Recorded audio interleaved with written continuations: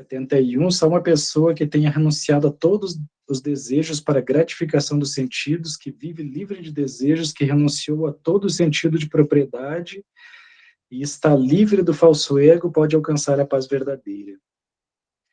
Então, a gente tem que entender que Krishna está... O que Krishna está tentando fazer com Arjuna? Ele está tentando elevar a consciência de Arjuna a uma plataforma de samadhi, uma plataforma de serviço devocional pura, para que Arjuna possa executar o serviço dele sem se influenciar com aquilo tudo que iria acontecer. Então, aqui, Krishna fala para Arjuna, né?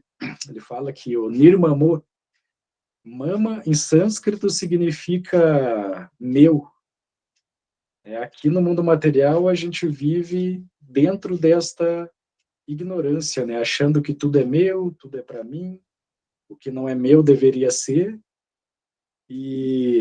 Mas aqui Krishna fala para Arjuna, o nirmamo, nada é meu, nada me pertence, nem sequer o corpo material, nada é nosso.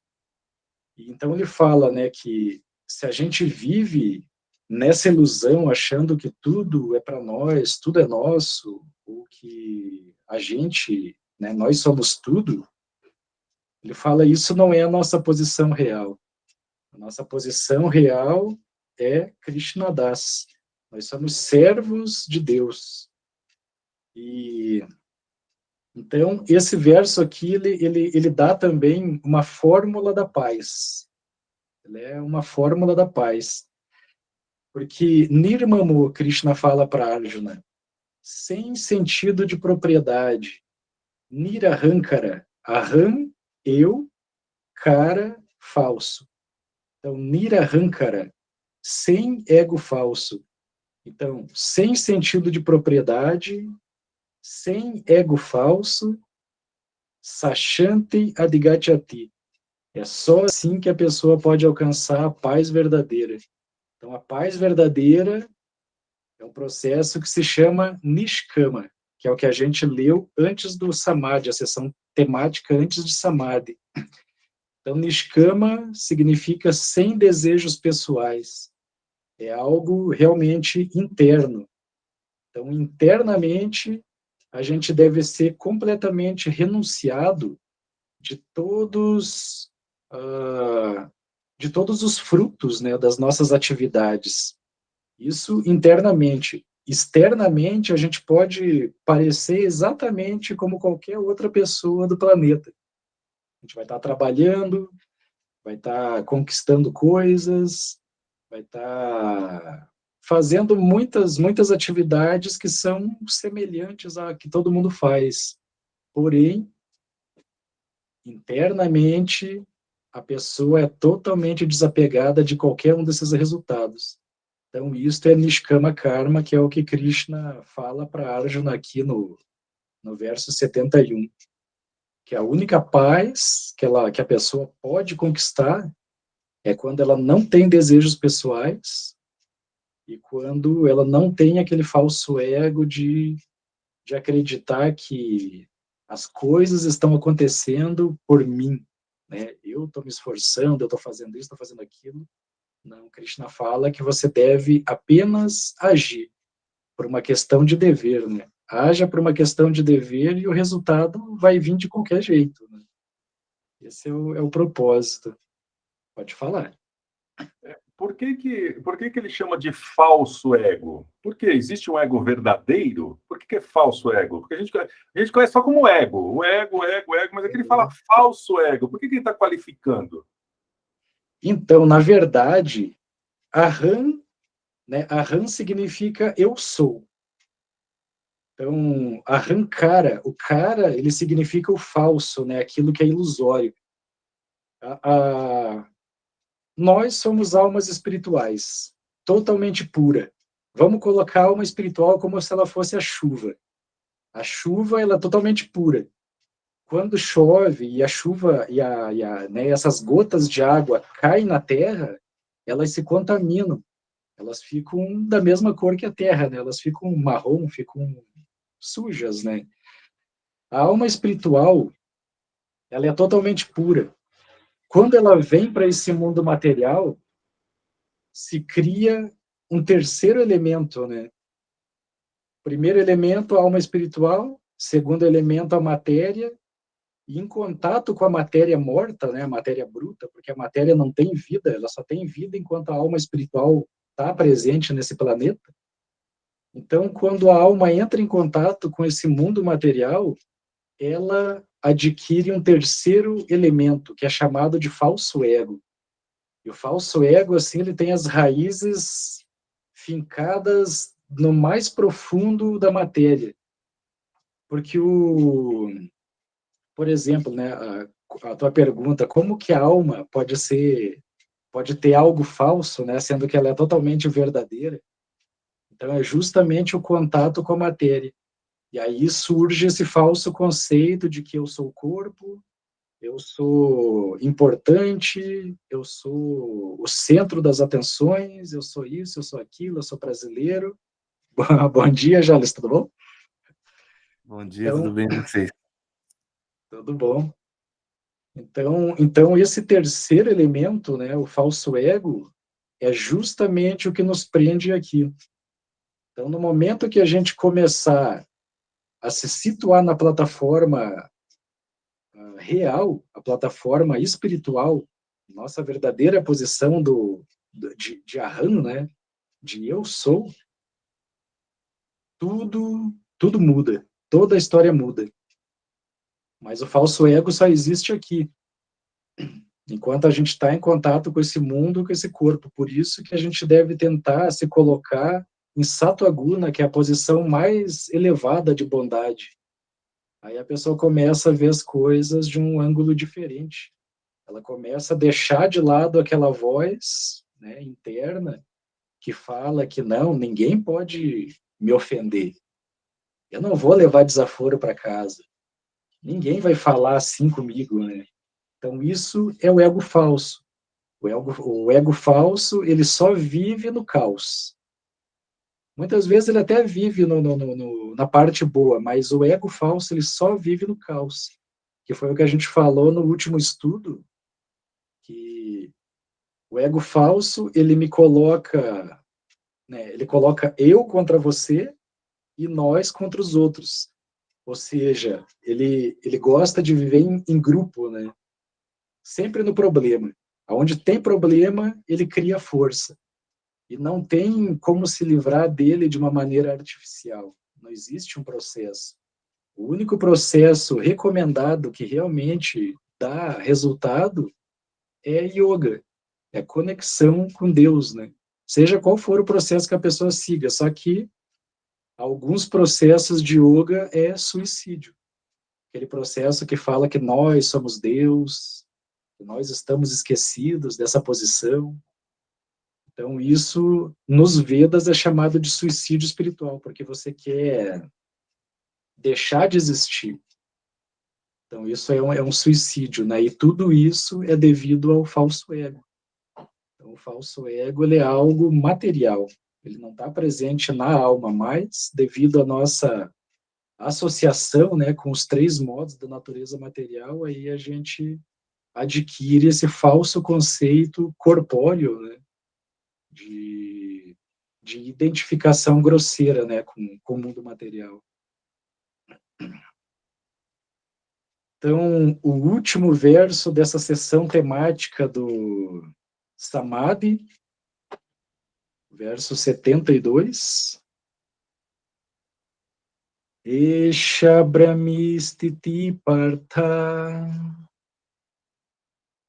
Esha Brahmistitir Partha Nainam Prapya Vimurhyati Nainam Prapya Vimurhati Stitvasyam Antakalepi Stitvasyam Antakalepi Brahma Nirvana Richati.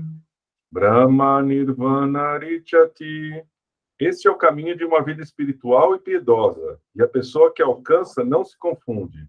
Se mesmo, somente à hora da morte, a pessoa atinge essa posição, pode entrar no reino de Deus.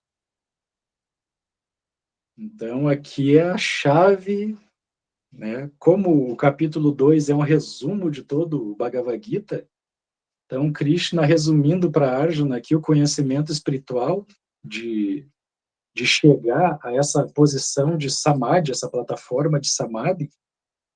Aqui ele fala que mesmo somente mesmo que no finalzinho da vida da pessoa, a pessoa consiga alcançar essa mentalidade, o mundo espiritual tá aberto para ela.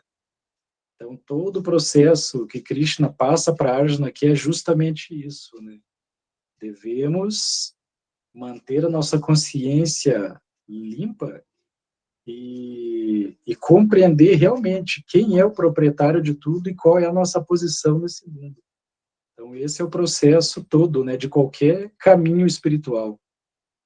Na Bíblia, a mesma coisa, no Alcorão, a mesma coisa, no Torá fala exatamente isso, com outras palavras, mas todo o processo espiritual de se render a Deus é compreender quem nós somos, agir da forma que nos foi destinada a agir dentro desse mundo e saber o nosso objetivo final. Ou seja, nós não somos a causa, né, das coisas que acontecem no mundo. Nós podemos ser a causa daquilo que acontece conosco, né? E muitas vezes com quem está ao nosso redor, porque a gente também influencia. Mas o processo todo é desenvolver essa consciência espiritual para alcançar o Brahma Nirvana. Brahma Nirvana, o reino espiritual. Então, né, se alguém tiver alguma colocação, pode falar, Otávio. Essa parte aqui me parece muito com o cristianismo, né? O cristianismo tem um discurso muito parecido com isso, né? Primeiro que essa questão, assim, para você atingir isso aí até na hora da morte, que no cristianismo é assim, olha, você tem que se arrepender, né? Que tem um conceito de arrependimento ali, né? E tem aquele arrependimento que você tem que fazer isso e que pode ser até seu último momento, né? E essa questão também de... Aí, então, você entra no reino de Deus, né? Até as palavras são iguais. Né? Reino de Deus, né? Ele sempre fala isso, reino de Deus, reino de Deus. Então, parece eu acho interessante. O arrependimento tem que ser algo interno, né? Não pode ser algo verbal. Ah, eu me arrependi, eu me arrependo, mas lá no íntimo a pessoa não está sentindo isso, né? Por isso que eu acho interessante, na Bíblia fala, né? Se você tiver algum problema com alguém, com seu irmão, né? E ao mesmo tempo você está pedindo alguma bênção para Deus, Deus mesmo fala, não faça isso, vá lá e se desculpe primeiro com o seu irmão. Depois sim, né? Mas vai e se desculpe com o seu irmão primeiro. Então, todo o processo religioso é isso, né? É a pessoa realizar internamente que não foi legal certa coisa que ela fez com alguém, ou enfim. É o famoso arrependimento, né? Mas é um arrependimento interno. Não precisa ser verbalizado, né? Como aqui, somente no momento da morte, se a pessoa chega a essa consciência, ela está em posição privilegiada, porque ninguém pode salvar a gente a não ser nós mesmos, né? Deus não vai encostar uma varinha de condão, o mestre espiritual, no caso de Jesus e outros, eles não vão encostar uma varinha de condão na nossa cabeça e a gente vai se livrar de todos os problemas, de todos os pecados. Não é possível. Isso tem que partir de nós, né? Tem um amigo meu que ele sempre fala, nossa, eu estou numa situação assim, assim, assim, por que Krishna não me tira dessa, né?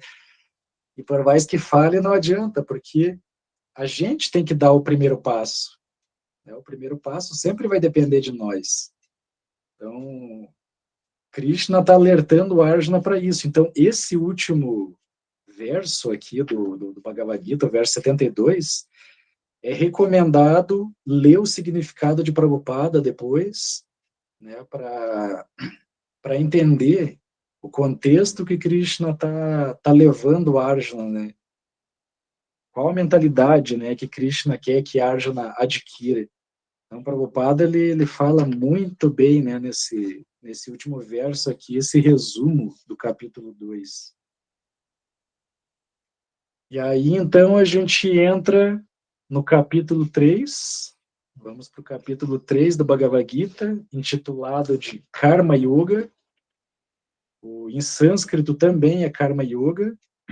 Ele tem 43 versos, tem 5 sessões temáticas, né, tem 5 divisões nesse capítulo, e a conexão dele não é uma conexão natural, que nem do 1 com o 2, né? A conexão dele é lá no 2:49. Então, essa é a conexão do capítulo 3 com o capítulo 2. Então, quem inicia a conversa aqui, o diálogo, é a Arjuna, e a Arjuna faz 3 perguntas aqui. A Arjuna faz a pergunta no 3:1, 3:2 e no 3:36. São as 3 perguntas que a Arjuna vai fazer aqui. E as respostas de Krishna tá no 3:31, 35 ao 37, as respostas. Então, a primeira sessão temática, se alguém quem quiser anotar, pode anotar aí, que é bem interessante. A primeira sessão temática é do 1 ao 2, é bem curtinha. Se é ação ou renúncia. Porque Krishna falou com Arjuna sobre renúncia, né? Sobre vida espiritual, sobre alma espiritual, sobre o serviço devocional espiritual. E Arjuna ficou confuso, né? Poxa, mas ele quer que eu lute e ao mesmo tempo ele quer que eu renuncie. Então, o que é que eu devo fazer? Então, aqui é uma das primeiras perguntas de Arjuna. Então, a esse...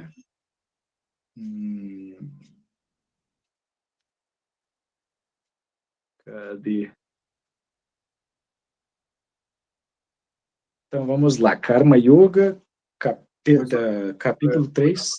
Bhagavan, você estava falando, são vários temas, né?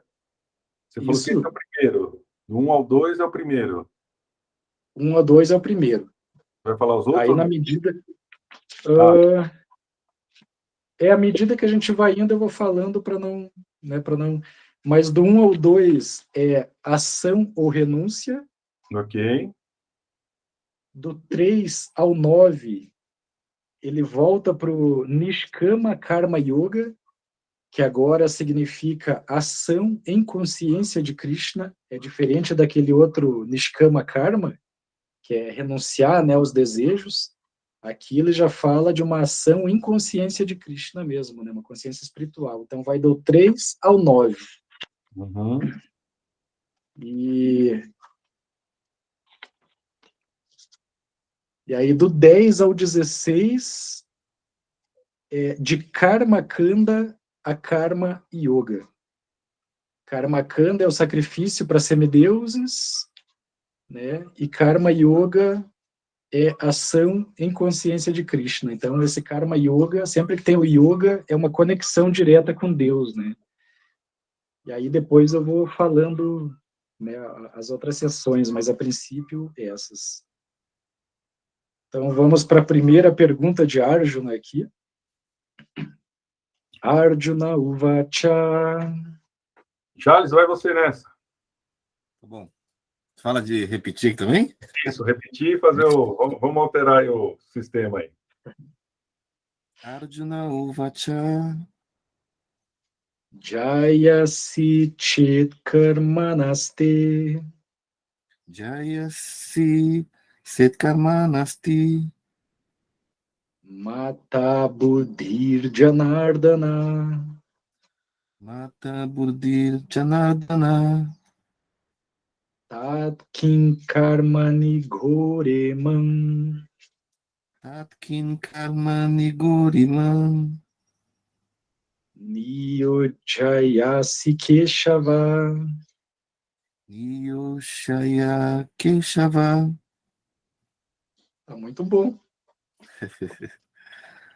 Arjuna disse: Ó Jardana, ó Kesava, por que queres ocupar-me nessa guerra terrível, se achas que a inteligência é melhor do que o trabalho frutivo? Então aqui a Arjuna ele ficou confuso. Primeiro Krishna pede que ele trabalhe, que ele lute. Depois Krishna fala para ele renunciar. Então Arjuna ficou confuso, né? Ou seja, ele está falando, ó Janardana, ó Keshava, por que você quer que eu lute essa guerra horrível, né? Sendo que a inteligência é melhor do que o trabalho frutivo. Então vamos para a floresta, né? Vamos renunciar a tudo aqui. Só que Krishna não fica muito, né, satisfeito com o pensamento dele aqui. Não, nem satisfeito, né? Krishna apenas tá ouvindo, né? Mas Arjuna ficou totalmente confuso. Então, texto 2. Vyamishreneva vakena. Fernanda, vai você agora, vai lá. Pode falar de novo, por favor, Bhagavan? Vyamishreneva vakena. Vyamishreneva vakena. Buddhim moha yasivame. Buddhi moha yasivame. Tat ekam vada nishtitya. Vadyekam vadanistitya. Yena shreyoham apnuyam. Yena shreyoham apnuyam. Minha inteligência ficou confusa com suas instruções equívocas. Portanto, por favor, diga-me decisivamente o que será mais benéfico para mim. Então, essa é uma posição muito vantajosa de Arjuna. Ele ficou confuso, ele não consegue entender o que Krishna está querendo dizer, né? Muitas vezes a gente também tem disso, né? Por isso que a gente deve se analisar muito, muitas vezes, no que a gente vai falar ou passar para outras pessoas, né? Mesmo as pessoas que estão, né, ao nosso redor, porque muitas vezes a gente tem uma visão clara de algo e vai direto ao assunto, né? A gente vai direto ao assunto, é isso, e muitas vezes a pessoa não entende o que está sendo passado. Ela fala para a gente, nossa, mas por que você falou assim, dessa maneira? Ou o que significa isso, né? Então, muitas vezes, para a gente está claro, mas para as outras pessoas não está muito claro o teu ponto de vista. É como Prabhupada, por exemplo. Quando Prabhupada veio ao Ocidente, né, trazendo essa filosofia, imagina, ele fez 70 anos no mar, né? Ele veio com 69 anos, dos 25 até os 69 anos, ele tentou de todas as maneiras vir ao Ocidente para trazer essa filosofia, para agradar o mestre espiritual dele, que deu essa missão para ele, né?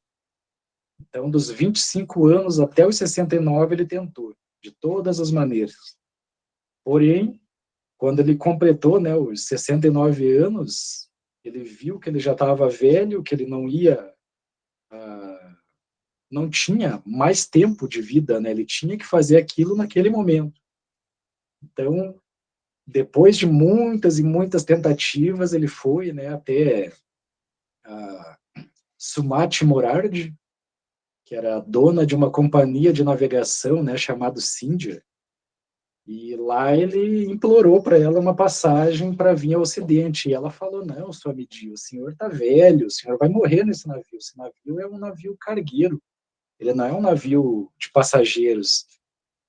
E Prabhupada aceitou aquilo como uma missão da vida dele, não, eu consegui. Então ele entrou nesse navio, completou os 70 anos no mar, e teve 3 ataques cardíacos, né? Então tu imagina a posição dele, né? Ele chegou no Ocidente sedento para fazer a coisa acontecer. Ele tinha pouco tempo. Então, eu costumo dizer que ele trouxe um quebra-cabeça nas mãos, jogou em cima da mesa e não botou a tampa da caixinha, né, que mostra o desenho completo. Então, ele jogou tudo em cima da mesa e falou, ó, tá aqui, então vocês montem tudo que tá aqui, que a vida de vocês vai ser bem sucedida. Então, ele traduziu os principais livros para que a gente possa ter essa iluminação. Então, nesse ponto, as pessoas não entenderam, né? Muitas pessoas não entenderam a pregação de Prabhupada. E digo assim, pessoas que praticam, Prabhupada passa uma coisa que é o amor, é o cuidado, é o carinho, é a atenção com o outro. Porque quando você tem essas coisas, automaticamente você tem tudo. Só que devido à austeridade, a austeridade ela causa isso nas pessoas. Ao invés de dar um vislumbre, né, de amolecer o coração, da gente ver o outro como nós mesmos, né, ver o mundo de uma forma diferente, como uma criação de Deus perfeita, muitas vezes o que acontece é que a austeridade, ela endurece o nosso coração. E a gente entra naquela plataforma de que, não, por exemplo, né, eu tomo banho de água gelada, então todo mundo tem que tomar banho de água gelada, né, porque eu aguento isso, então todo mundo aguenta. É natural para o corpo. Eu como uma vez por dia, então todo mundo também deve comer uma vez por dia. Então, a austeridade, muitas vezes, né, se ela não for realmente direcionada para Deus, para esse crescimento, ela vai endurecer o nosso coração de tal forma que a gente vai se tornar totalmente insensível com tudo. E aí, qualquer coisa que a gente leia espiritual, a gente vai relacionar conosco, mas vai excluir o outro. Porque cada um tem uma natureza e cada um tem uma limitação. Krishna fala isso mais adiante. Então, ele fala para Arjuna, não adianta você fazer perfeitamente bem o trabalho de outra pessoa e deixar de cumprir o seu dever, mesmo que com defeito. Porque, mesmo com defeito, esse é teu dever. Então, para Arjuna era um kshatriya. Ele tinha que lutar. É o dever dele. E ele estava querendo executar perfeitamente bem a ideia de ir para o meio da floresta, meditar, ficar totalmente pacífico. Então, Krishna fala para ele, isso você pode executar muito bem, perfeitamente bem, mas não é o teu dever. Ele não vai te trazer o resultado que você deseja. Porque se você renuncia ao seu dever, você tá renunciando a si mesmo, está renunciando a vida espiritual, está renunciando tudo. Então não adianta você fazer bem o trabalho de outro e deixar de executar o seu. Então aqui a Arjuna se coloca nessa posição. Olha, eu fiquei confuso, você falou uma coisa, eu entendi outra, e agora você está me pedindo para lutar, então, né, por favor. Eu não consigo chegar a uma conclusão, então, por favor, me diga qual é essa conclusão. E aí a gente entra aqui no verso 3, né, que começa o Nishkama Karma Yoga, ação em consciência de Krishna. Aí ele vai do 3 até o verso 9. Então, primeiro, verso 3, Shri Bhagavan Uvacha, Shri Bhagavan Uvacha Lokesmin Dvividha Nishta, Lokesmin Divida Nishta Pura Prokta Maya Nagha, Pura Prokta Maya Naga Jnana Yogena Sankhyanam, Jnana Yogena Sankayam Karma Yogena Yoginam, Karma Yogina Yoginam. A suprema personalidade de Deus disse: ó virtuoso Arjuna, acabei de explicar que há duas classes de homens que tentam compreender o eu.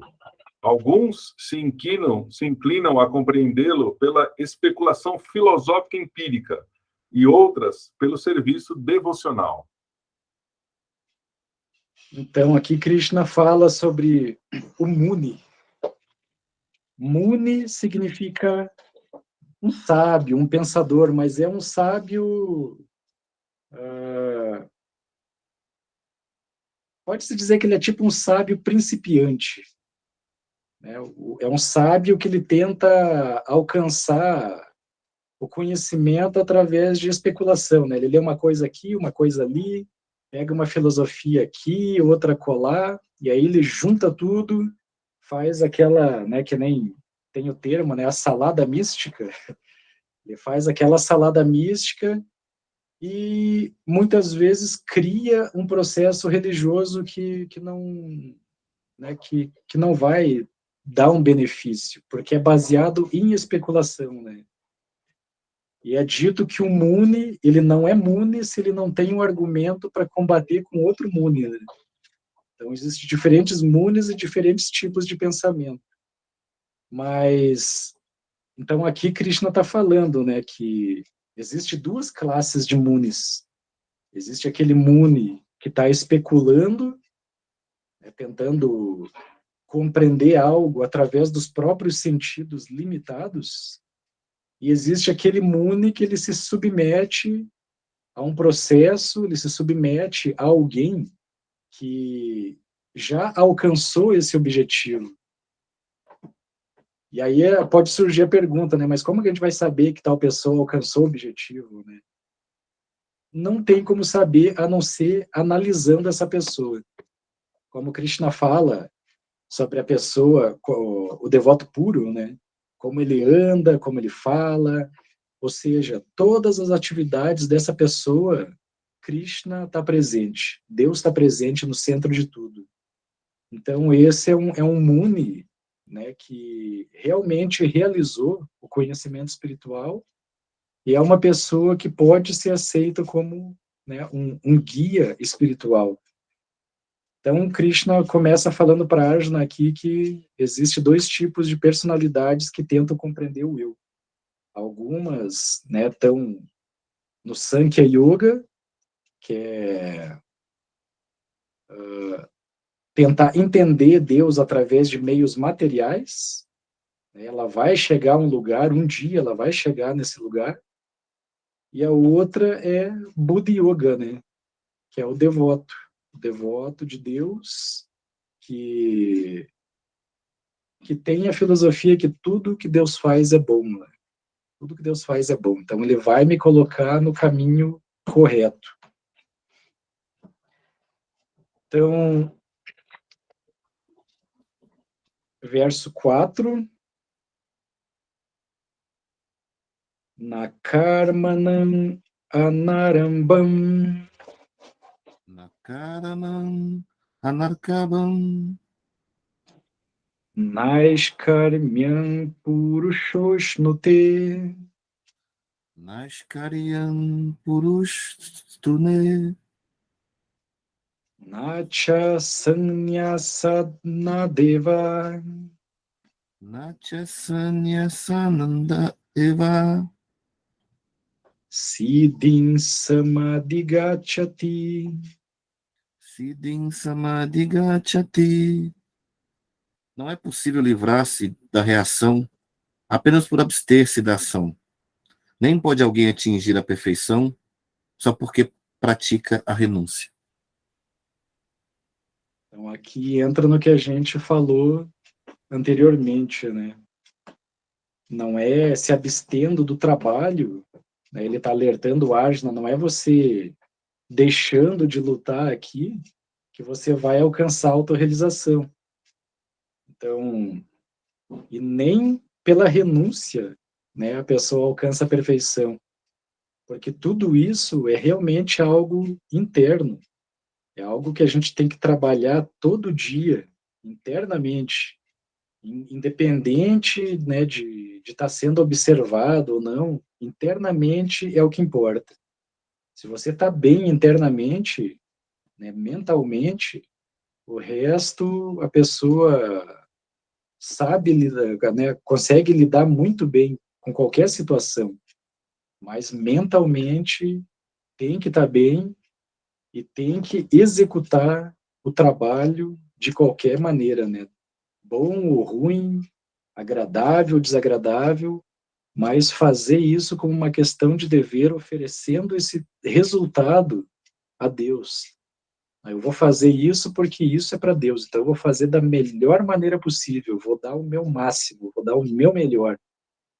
Porque essas atitudes são as atitudes que elevam a nossa consciência a um outro patamar. Então, aqui Krishna alerta Arjuna, né? Não é meramente se abstendo do trabalho, né, que uma pessoa pode alcançar a liberdade da reação, ou seja, aqui ele está falando da ação na inação. É um termo complicado, mas é uma ação na inação. Ou seja, Arjuna ia estar praticamente inativo se ele fosse para a floresta, mas a mentalidade dele ia estar o tempo todo cobrando ele.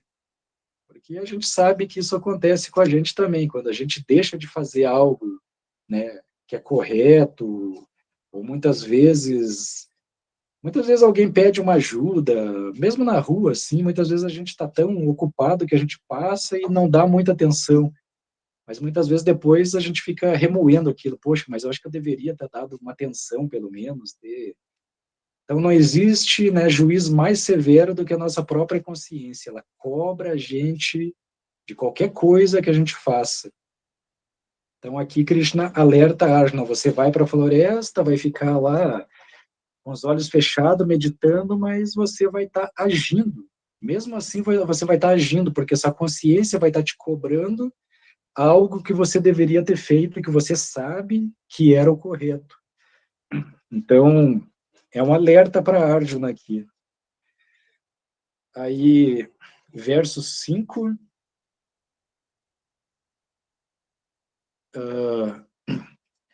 Deu 10 horas aqui. A gente lê mais esse ou deixa para próximo? Fernanda, tem que sair? Não, posso ler. Então vamos mais um. Então tá. Nahi kaschit kshanam api. Nahi. Eita, falhou muito o seu áudio, me perdi. Tá. Nahi kaschit kshanam api. Nahi kasti chanam api. Jatu tishtatya karma krit. Jatu tistatya karma kri. Karyatehi avasha karma. Karyatehi avashkarma. Sarva prakriti jair gunair. Sarva prakritya jargunai. Todos são irremediavelmente forçados a agir segundo as qualidades que adquirem dos modos da natureza material. Portanto, ninguém pode deixar de fazer algo, nem mesmo por um momento. É incrível isso, né? Mesmo que a gente não queira, a gente ainda assim está agindo dentro desse mundo. E qualquer ação que a gente faça gera uma reação. E qualquer reação que a gente tenha, a gente vai ter que desfrutar daquilo ou vai ter que sofrer com aquilo. Então, é impossível, né? E toda reação que vem para a gente assimila ela de certa forma também. E quando a gente assimila essa reação que está chegando para a gente faz novas ações, né? Existe 3 tipos de reações, né? O karma.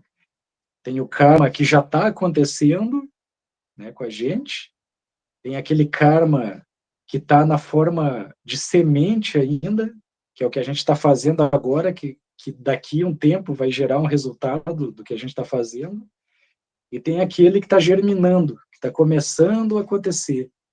Então, todos esses karmas que vêm para a gente recebe eles de alguma maneira, ou seja, positiva, ou seja, negativamente. Quando a gente não tem conhecimento espiritual, a gente reclama, a gente briga, a gente xinga, a gente espragueja.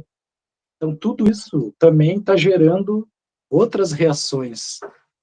E é impossível deixar de agir nesse mundo.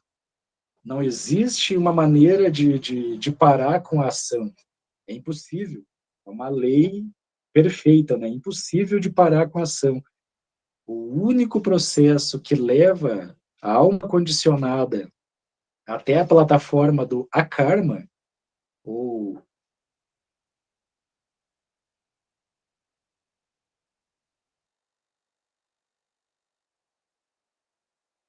não gerar,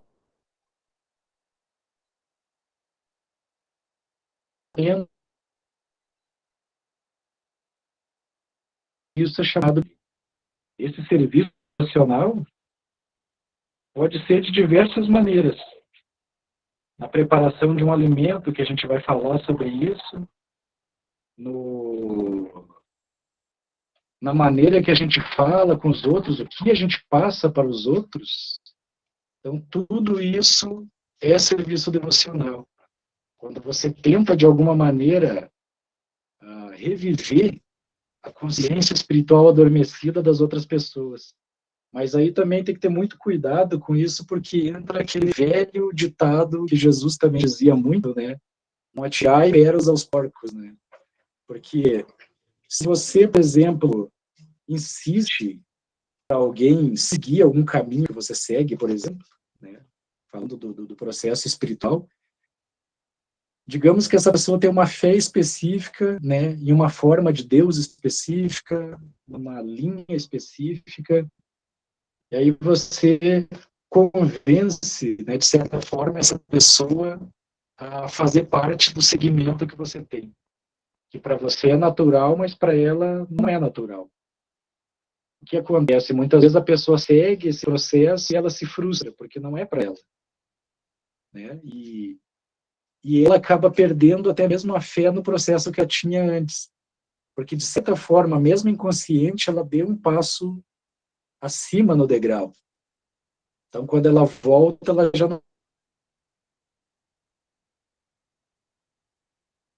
não vê mais a filosofia que ela tinha como algo para a vida dela. Ou seja, você tirou essa pessoa do caminho. Toda pessoa que você afasta, né, de Deus, você vai ser cobrado. Então, esse também não atirar pedras aos porcos é não insistir, né? Quando a pessoa não está querendo ouvir, não está querendo fazer parte, mas não está querendo uma melhora, também é usado como atirar pedras aos porcos, né? A pessoa não quer. Então, se você